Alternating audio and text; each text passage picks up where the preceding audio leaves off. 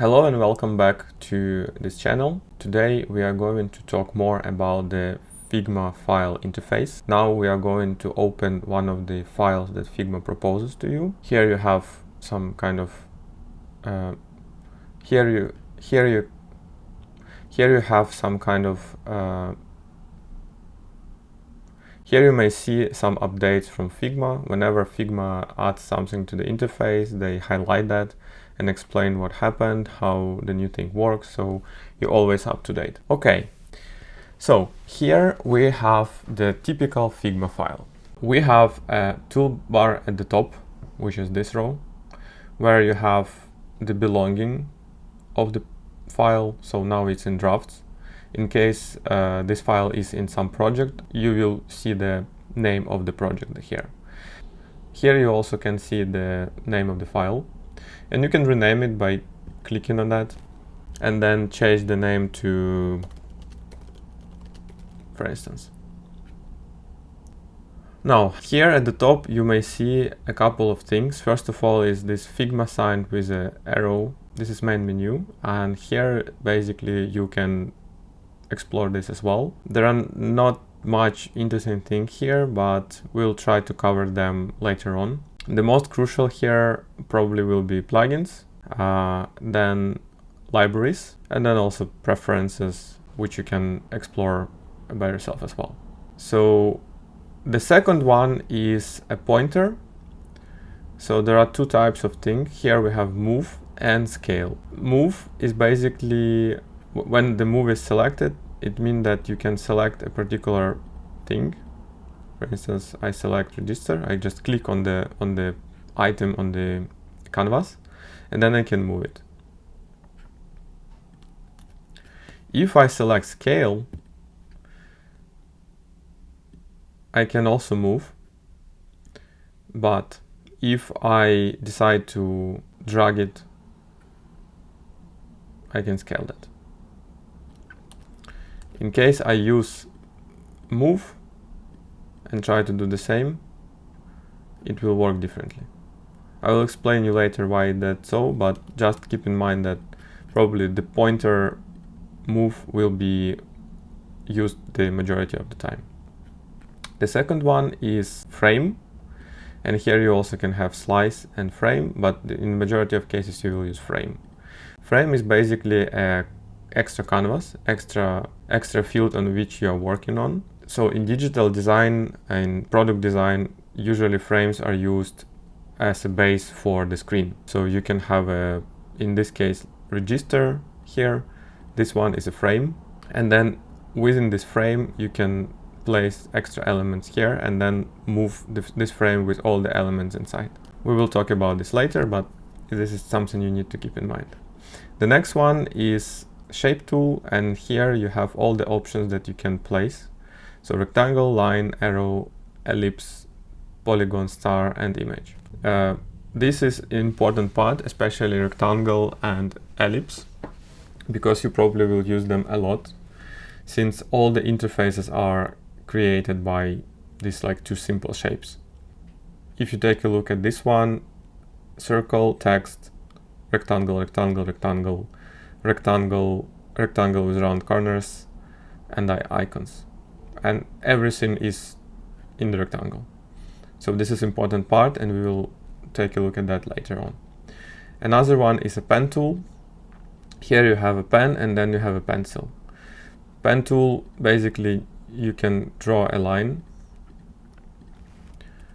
a polygon, and with like precise points, and then for the pencil you can just draw it as on the paper. So you can do it like that, just hold it and then draw it, and when you finish it becomes a line, a vector line that you also can edit if you want to. It's very powerful. However, the amount of time you will be using that is limited. However, depending on your tasks. So if you are creating some drawings, for instance, some illustrations, probably this will be useful for you. Now let's move on. Another one is text. This is a simple one. You just click and write the text. We will also cover that later.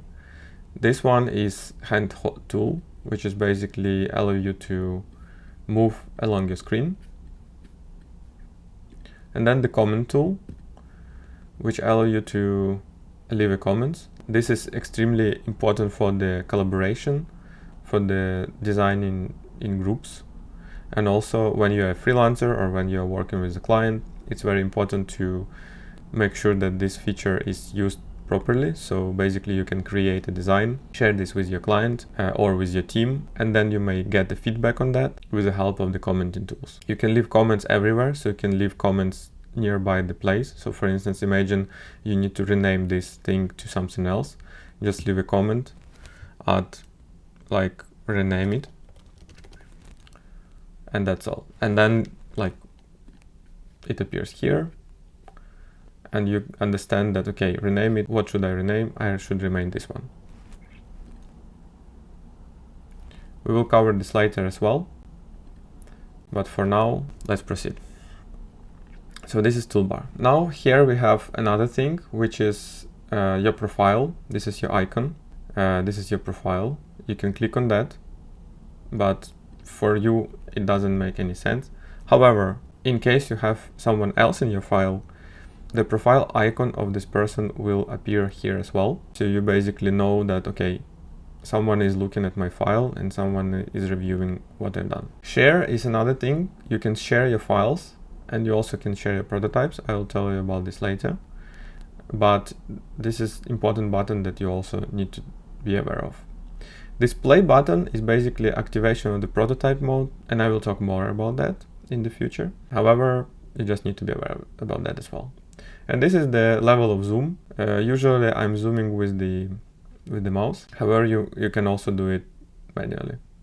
Zoom in, zoom out. There are also some shortcuts here, but I never use them. Okay, so we basically finished the top toolbar. Now let's move on to the sidebars. So in the sidebar, you have layers and you have assets, and you also have Figma Basics here, which is the page. So usually I'm working with pages open, expanded, and basically, so layers section of this sidebar contains two blocks, pages and layers. So page is working canvas, basically your working space within one file, and you may have multiple pages in one file. To add a page, you just need to press this button, add new page, and then the new page is created and you just say, okay, new page, and as you see, it's empty. There is no objects on this page. Let's move back to the Figma Basics page, and here you can see that all the layers, all the objects of this page is presented in the layers. I will talk about layers in more details later, but you need to understand that this is the whole list of everything you have. Now, assets is something that is related to the libraries and components, and we will cover this later. Now we have the right sidebar. In the right sidebar, you have again three tabs here: design, prototype, and inspect. Design section is related to thing that is currently selected. So no object is selected at now. So in this case, design is related to the canvas by itself. So this color here is related to the color in the background of the canvas, this gray color. You can change it if you want to, but I usually don't do that. For instance, you can see how it changes. You click on the color and then you can change the color. Now, as I mentioned before, you need to select an object, and then design section should show you the settings for this object. For instance, I can select this profile, and then you can see that a lot of things changed here. I will describe what happened here later on, but you need to understand the basic principles of how to navigate along here. You may also see that if I select the frame, I have one set of settings here, and then if I select the text, let's do it like that, I will have another set of settings here. It's slightly different, but it's it's still different. The second section is prototype. And again, I will describe it later, but basically here you can see the settings for the prototype, and also you can see the flows of the prototype. I will cover that in more details in the next videos. Then you also can have inspect. This is a tool which is useful for the development team. So you can, again, select an object and see the properties for this object and also CSS code for this object.